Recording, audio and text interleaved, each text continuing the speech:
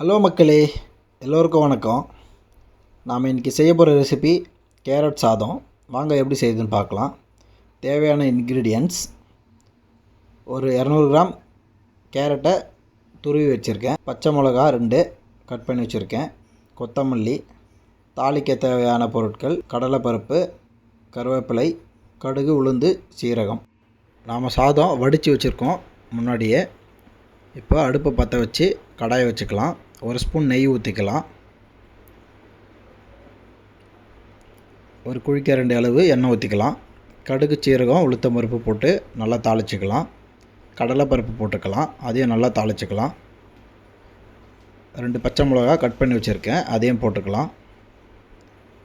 ஒரு வெங்காயம் கட் பண்ணி வச்சதை போட்டுக்கலாம், அதையும் நல்லா வதக்கிக்கலாம். தேவையான அளவு கருவேப்பிலை போட்டுக்கலாம், அதையும் நல்லா வதக்கிக்கலாம்.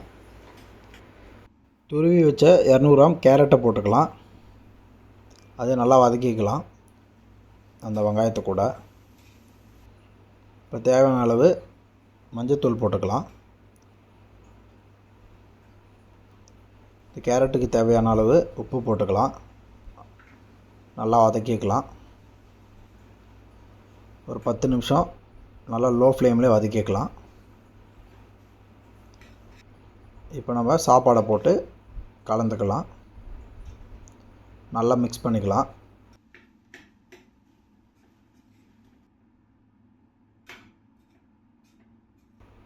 கொத்தமல்லி 1 கப்பு, அதையும் போட்டு நல்லா மிக்ஸ் பண்ணிக்கலாம்.